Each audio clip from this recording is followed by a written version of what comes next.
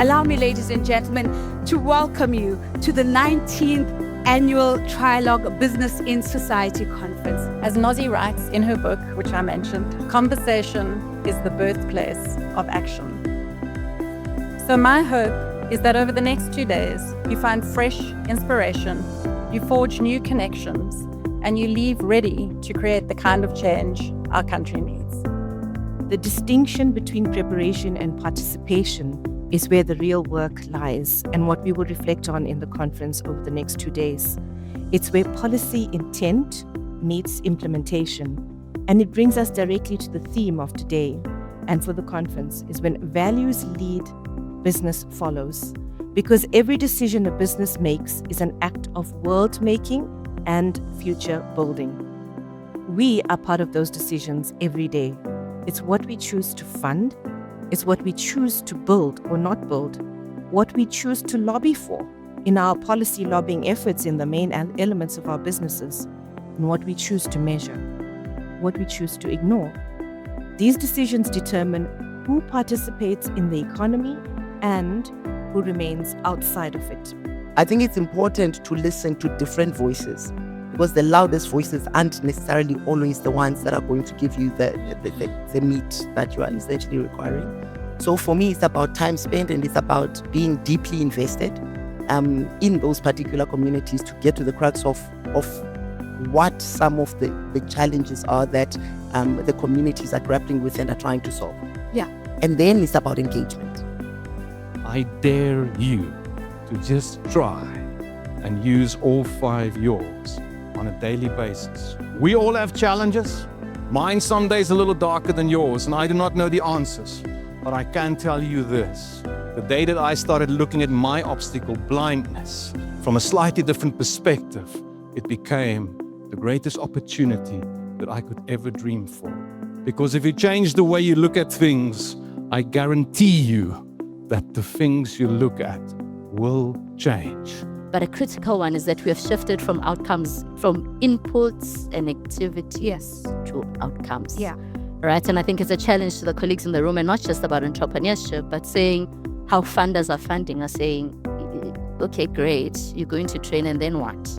Right? You're going to deliver these activities and then what? Yeah. Right? Because at the end of the day, we want to know that what we are investing in is translating into these young people being integrated into the economy and being meaningful participants of the economy.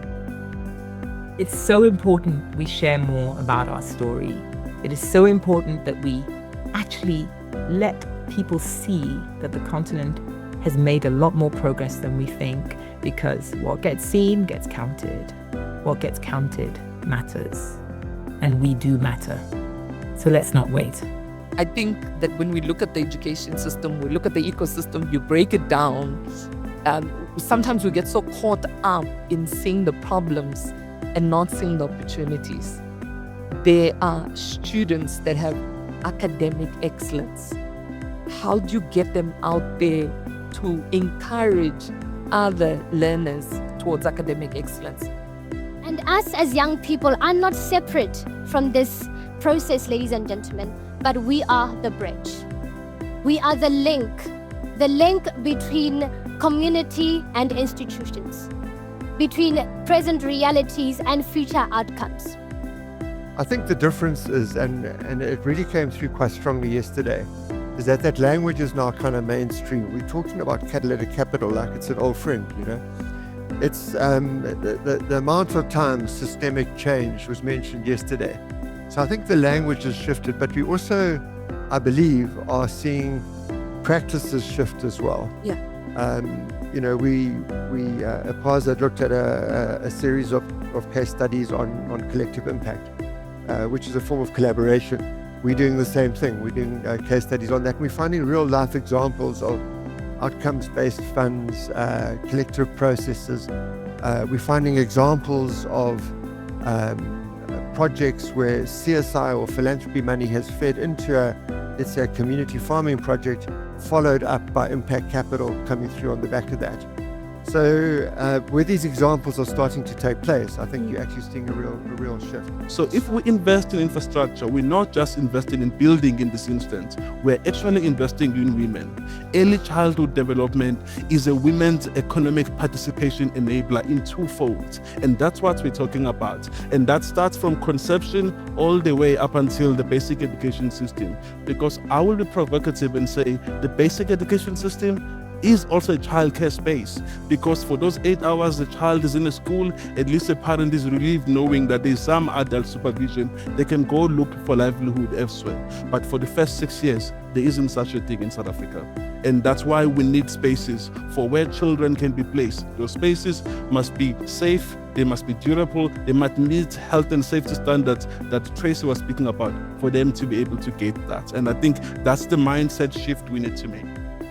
And this is the tragedy with state capture, because state capture, other than the looting, it disabled and weakened a lot of state capacity to do these things that we expect it to do. And so it raises the burden on government. But again, I think we as a business have two reactions. One, we can keep doing CSI as we are, which is fantastic. But also we need to be building capacity within government, and that's where business can really support government in terms of building state capacity. From the ground, you really see the impact that real digital inclusion, if it is done properly with consistent support, with practical work, it does really trickle through families, through communities, and you really get to see the impact that it does to a household wherein they had never had a graduate. We are happy to frame ideas and fund them and back them, and for the sector to take and run with. We are happy to invest in the underdogs, the unusual ideas, in the unusual organizations, not the usual guys. And we're happy to partner with unlikely partners. And over the last 2 years, we've been able to show some tangible, quite strong results in that particular work that we've done. For example, as I said, our posture then obviously had to change. So we fund more the strength of the idea, not the strength of the proposal. Please invest in your people. Annually, we make sure that we upskill all of our team in fundraising best practices so we can live out a shared belief that everyone is a fundraiser. And the last question that I would like to ask everyone is, does the why of your organization still make you cry? If it doesn't, you need to look deeper, because the work we do here is hard. So at the very least, make sure it's worth it and that it still has your heart. In a country with the data that we have about human lives, people, children, education, health, transport, housing, we should be a far more angry society. We should show the world that we are not satisfied with where we are at. Collectively, our corporates, ourselves as activists in the space, the individuals who work in the streets and towns and villages of our society, there should be a collective anger about this.